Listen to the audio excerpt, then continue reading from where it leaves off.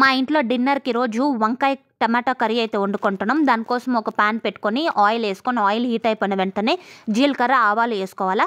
ఆ తర్వాత 2 ఎర్రగడ్డలనేమో చిన్న చిన్న ముక్కలుగా చాప్ చేసుకోవాలా.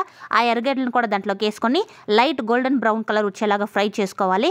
ఆ తర్వాత ఒక 3 టమాటాలని చిన్న చిన్న ముక్కలుగా చాప్ చేసుకొని దాన్ని కూడా ఫ్రై చేసుకోవాలా. ఈ టమాటాలు కూడా మంచిగా మగ్గిపోయే లోపలికే మనము కొంచెం తెల్లగడ్డ, ఇంకా ఇంజి పేస్ట్ అయితే రెడీ చేసుకోవాలా. సో, తెల్లగడ్డ, ఇంజి ఏమో చిన్న జార్‌లోకి ఏసుకొని కొంచెం వాటర్ వేసుకొని పేస్ట్ చేసుకోవాలా. ఇప్పుడు దాంట్లోనే ఆల్రెడీ మనం టమాటాలు వేసాం కదా, దాంట్లో కొంచెము రాక్ సాల్ట్, పసుపు, కారం, ఒక స్పూన్ ధనియాల పౌడరు, ఆల్రెడీ మనం రుబ్బి పక్కన పెట్టుకున్న అల్లం వెల్లుల్లి పేస్ట్ ఇదంతా వేసుకొని మంచిగా మిక్స్ చేసుకొని ఇదంతా మంచిగా కుక్ అయిపోవాలా.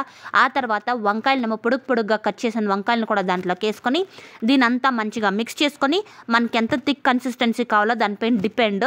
మనం దాంట్లోకి అయితే వాటర్ అయితే వేసుకొని ఒక 10 మినిట్స్ లో ఫ్లేమ్లో కుక్ చేసుకోవాలా.